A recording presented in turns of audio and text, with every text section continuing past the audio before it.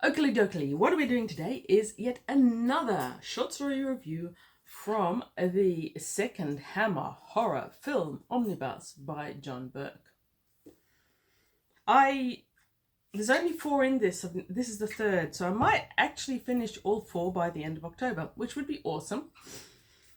About the second Hammer horror film Omnibus, something that's worth mentioning is that I have just this morning discovered that it's actually worth a bit. I think the cheapest online price I could come across was 110 USD. So if you happen to come across the Hammer horror film omnibuses in your travels by Pan, M223 in this case, in reasonably good condition or otherwise, probably worth your while to pick them up. I reckon it's worth your while to read them as well. But, any case, this 3rd book that I've read is actually Dracula, Prince of Darkness. And I've been putting this one off a fair bit because I actually really adore Bram Stoker's Dracula. I think it's a great book. Back when I was a teen and fairly mal-educated, I decided to educate myself by reading the classics, most of which I despised. I've come around on many of them, but most of them I didn't like at all. Bram Stoker's Dracula was the exception. I loved the pacing, I loved the narration, and while I don't often enjoy that Dear Reader or Letter to Mina or Jonathan Harker type thing, Bram Stoker made it rock for me. So I loved that book. Since then I've been reading other Dracula-inspired books, and many of them are poor, shall we say. So I've been putting off Dracula, Prince of Darkness. I know I've read it before, and I remembered it slightly while I was reading it, but I was worried. Anyhow, I need not have worried. John Burke did a marvellous job of telling the story of the movie whose script was written by someone I don't know, which was based on Bram Stoker's Dracula. So it's a story of the film script that was made from the book, and that's just a weird chain of command. But anyway, it rocks. Now, this particular manifestation of Dracula takes place, we are told fairly shortly, about 10 years after the events in Bram Stoker's Dracula, which I believe Hammer did make another film of. So Dracula, Prince of Darkness is from 1966, and it's starring Christopher Lee, who many people would argue did the diagnostic Count Dracula. This one also has Barbara Shelley, Andrew Keir, Francis Matthews, Susan Farmer, other people I personally haven't heard of, sorry if you have, and it's produced by Anthony Nelson Keyes and directed by Terence Fisher. And while it was the second, and in the first, Dracula is destroyed by daylight, thank you Van Helsing, an explanation is a central part of how this book comes to be. So if Count Dracula was destroyed 10 years ago in London, and we are back in Romania. We are not calling it Romania though, are we? Where are we traveling through? I should probably have checked this out before hitting play on this video. Anyway, so we've got a group of 4 English. The first one is Charles. There's Charles, his wife Diana, and his brother Alan, and his brother Alan's wife, who is called Helen. A good basic spinsterish name. She's described as spinsterish repeatedly in this book. Don't read it if you've got problems with that sort of thing. Anyway, they're all travelling by coach through outer mountainous areas. They're doing some hiking. They don't call it by that name. They're exploring. Charles and Diana are vivacious and inclined towards new experiences, whereas Alan and Helen usually aren't. This is a bit of a departure for them.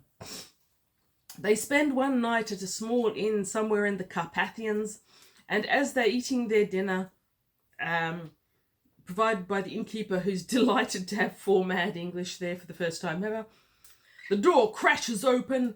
In comes Father Sandor, a priest, who warns the English that if they continue on to Josephburg or wherever they're trying to get to, they should avoid the castle at all costs, but they'd be better off coming to his monastery somewhere else.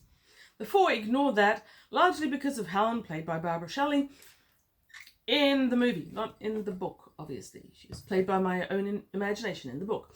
And they decide to continue with their plans. But there's problems with their travel the next day. A wheel comes off the cart. That takes them 4 hours more. Eventually, they recognize the fact they're not going to make it to Josephburg or whatever it's called. That night, they reach a crossroads. The coach driver that they've hired locally stops bluntly and threatens them with a knife to get out. He says, I'll leave your luggage, I'll come back at dawn. If you're still here, I'll take you on to Josephburg. Don't ask questions. I have questions, but don't ask them. Anyway, the 4 go to shelter in this rude woodcutter's cottage or something on the side of the road, and winding down from the castle, which no one agrees is actually there. The 4 can see it. Everyone else claims they can't. The very castle we suspect that Father Sandors has warned them not to go anywhere near. A beautiful black coach comes, pulled by horses. When they get on the coach with the intention of driving into Josephburg, of course, they end up in Dracula's castle. There they're told by faithful servant Clove, played by Philip Latham, I'm sure he did a fantastic job, that the master is dead, but that he's left instructions for the comfort of any passing travellers. Well, this is kind of true. Count Dracula did leave instructions as to what to do with any passing travellers. They weren't for the comfort. They, of course, were as a means to revivify Dracula from the dust which Clove carries around in a little urn that he gathered up from the site of Dracula's being killed by Van Helsing, we assume. Don't know that we saw that. Anyhow, no more about the story. It is kind of what you'd expect. It's a Hammer horror screamer. There's plenty of screaming. What it lacks in that beautiful literary quality that the actual Dracula book has, and what it lacks in that slow build that makes your heart race at times, doesn't have those things.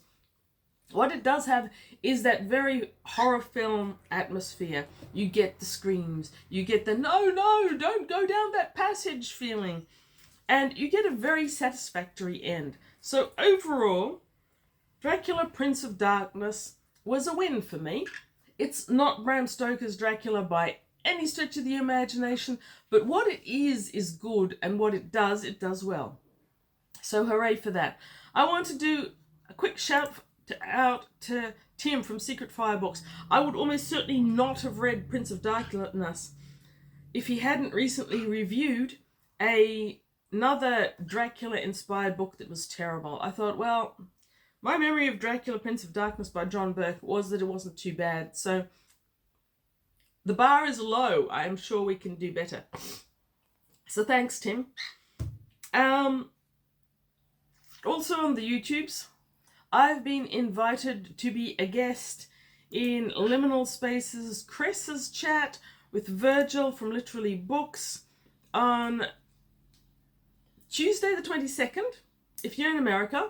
That'd be Wednesday the 23rd if you're in Australia. I would give you a link to that, but I personally have not found the link to that. I will link both of those channels. If you're watching this, it's vastly unlikely that you are not already aware of Literally Books and Liminal Spaces. But if you aren't, your life can be improved so much by going there and subscribing and watching their amazing videos. Anyhow, thank you for watching this. Yet another short story knocked on the head by Spooky October. Hope to see you in the chat with Chris and Virgil. Have a great day. Read good books. They are better than short stories. They really are.